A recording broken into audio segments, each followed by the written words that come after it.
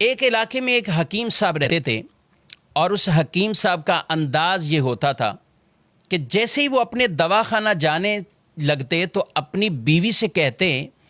کہ آج کے دن تمہیں جو جو چیزیں درکار ہیں وہ ایک پرچے پر لکھ کر دے دو۔ اس کی اہلیہ وہ تمام چیزیں لکھ کر ان کو وہ چٹ تھما دیتی۔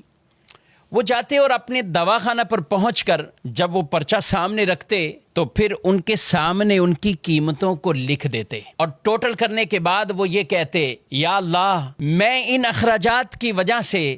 آج اس جگہ موجود ہوں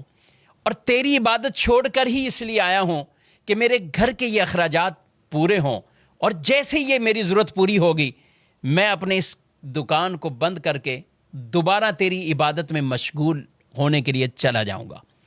یہ معاملہ اس کا چلتا رہا۔ ایک دن تو عجیب ہی معاملہ ہوا کہ جب دواخانہ پہنچے، پرچے کو سامنے رکھا، چٹ کو دیکھتے جا رہے ہیں، کہیں دودھ اور چینی اور گھر کے دیگر ضروریات کا تذکرہ ہے، لیکن لکھتے لکھتے ان کی بیوی نے سب سے آخر میں لکھا کہ بیٹی کا جہیز کا سامان۔ یہ پڑھتے ہی وہ گویا کہ دن میں ہی انہیں تارے نظر آنے لگ گئے اور وہ کچھ کھو گئے کہ یہ کیسے ہوگا۔ لیکن سب قیمتوں کو وہ لکھتے لکھتے جب اس جملے پر پہنچے تو حکیم صاحب نے آگے تحریر کیا کہ یہ اللہ کے کام ہیں، اللہ ہی جانے۔ حکیم صاحب نے یہ جملہ لکھا اور دواخانہ پہ جو مریض موجود تھے ان کو دوائیاں دینا شروع کی۔ ابھی ایک دو آدمیوں سے ہی فارغ ہوئے تھے کہ اچانک حکیم صاحب کے مطب کے سامنے ایک بڑی کار آ کر رکتی ہے اور اس میں سے ایک سوٹ بوٹ، ایک خوبصورت لباس پہنے ہوا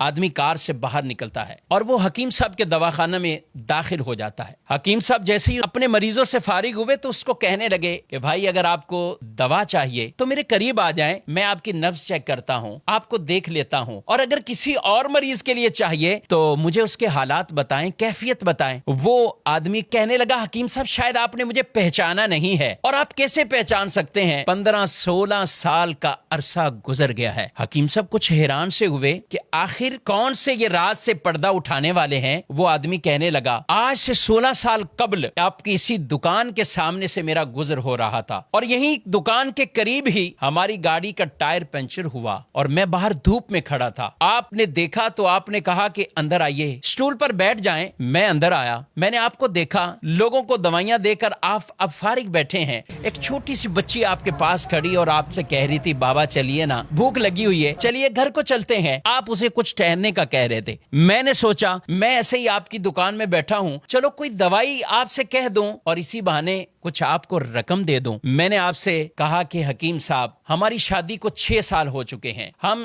6 سال کے اندر ابھی تک اولاد کی نعمت سے محروم ہیں، بہت سی ادویات کا ہم نے استعمال کیا ہے، لیکن اب کچھ مایوسی سی ہو رہی ہے۔ آپ میری طرف متوجہ ہوئے اور آپ نے کہا بھائی اللہ کی رحمت سے نا امید نہیں ہونا چاہیے، اور دیکھو یہ دوائیاں جو کچھ بھی ہے جب اللہ چاہتا ہے تو ہی شفا ملتی ہے، جب اللہ کا حکم ہوتا ہے تو ہی ان دوائیوں کے اندر وہ اثر آتا ہے۔ آپ یہ باتیں بھی کرتے جا رہے تھے اور کچھ دوائیوں کی پڑیاں بھی آپ باندھتے جا رہے تھے۔ آپ کی گفتگو ختم ہوئی تو آپ نے مجھے 2 طرح کی دوائیاں میرے کھانے کے لیے، گھر والوں کے لیے دوائی دی، اور یہ دیتے ہوئے دعا بھی دی کہ اللہ نے چاہا تو اس میں اثر ہوگا اور آپ کو اللہ اولاد کی نعمت سے نوازے گا۔ میں نے کچھ پیسے نکالے، آپ سے پیسے پوچھے اور آپ کی طرف بڑھانے لگا تو آپ نے ایک جملہ کہا کہ نا پیسے نہیں، آج کا کھاتا کلیئر ہو چکا ہے، آج کھاتا بند ہو چکا ہے۔ میں کچھ سمجھا نہیں۔ قریب ہی بیٹھے ایک آدمی نے کہا حکیم صاحب کی مراد یہ ہے کہ حکیم صاحب جب گھر سے آتے ہیں تو آتے ہی سامنے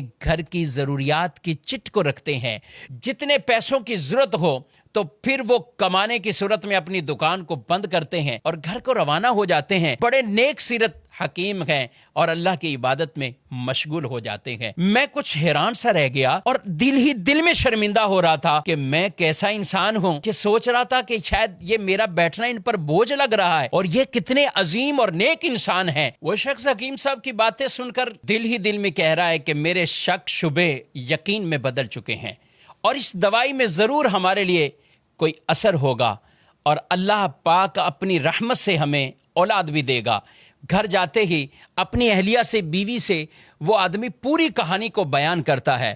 اس کی بیوی نے اسے کہا کہ ضرور وہ اللہ کا کوئی نیک بندہ ہے، وہ نیک انسان ہے، اس کی دی ہوئی اس دوائی کے اندر ضرور ہمارے لیے اثر ہوگا، کیوں نہ ہو یقینی کیفیت کے ساتھ ہم اسے استعمال کریں۔ کہاں ہم استعمال کرتے رہے۔ الحمدللہ اس وقت میں 3 بچوں کا والد ہوں، اور یہ ہمارے لیے انتہائی خوشی کے لمحات ہیں۔ ہم آپ کو بہت دعاؤں میں یاد رکھتے ہیں، اور جب بھی پاکستان آتا ہوں کوشش ہوتی کہ آپ سے ملاقات ہو جائے۔ آپ کے دواخانہ پہ جب بھی آیا ہوں پتہ یہی چلا ہے کہ آپ گھر کو جا چکے ہیں، اور کل ہی کسی نے بتایا حکیم صاحب کو ملنا ہے تو صبح 9 بجے آ جائیے۔ حکیم صاحب آج میں اسی وجہ سے 9 بجے ہی آ گیا ہوں، اور معاملہ یہ ہے کہ میں اور میری پوری فیملی ہم سارے انگلینڈ میں شفٹ ہو چکے ہیں۔ میری ایک بہن اور ان کی ایک بیٹی جو کہ یہیں پاکستان میں رہتے ہیں، اور میں اپنی بھانجی کی شادی کے سلسلے میں پاکستان آیا ہوا تھا، اور اسی بھانجی کے تمام تر شادی کے اخراجات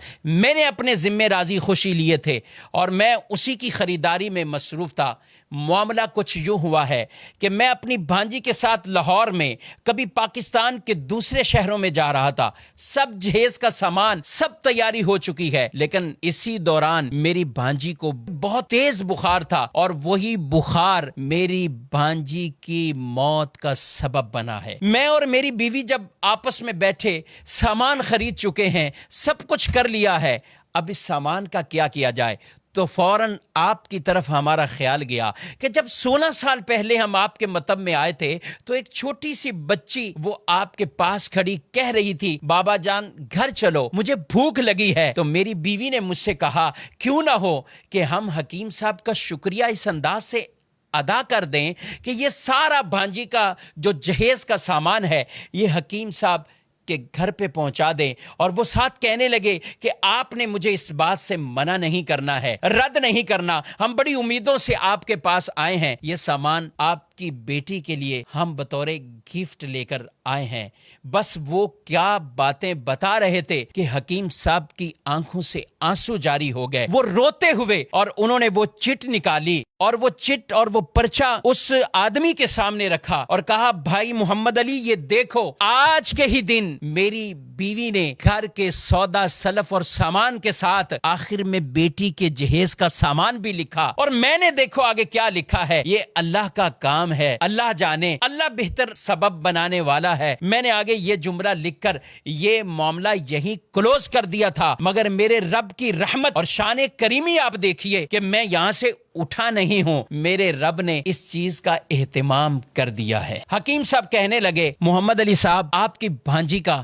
صدمہ وہ ضرور ہے، مگر میں تو رب کی شان اور رب کی قدرت پر حیران ہوں کہ آج میں گھر واپس خالی ہاتھ نہیں پلٹا۔ یہی کہتے ہیں کہ جس کا اللہ پر بھروسہ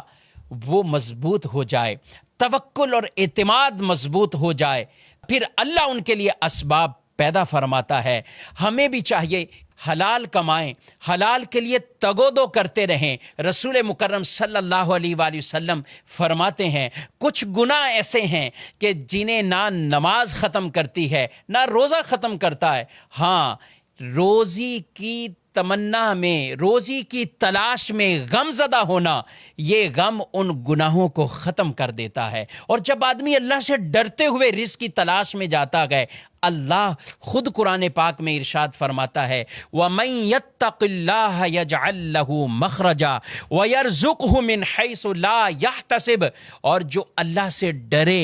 اللہ اس کے لیے راستے پیدا فرماتا ہے اور اسے وہاں سے رزق دیتا ہے جہاں سے اسے گمان بھی نہیں ہوتا۔ اللہ رب العالمین ہم سب کو ایسا توکل، ایسا بھروسہ اختیار کرنے کی توفیق عطا فرمائے۔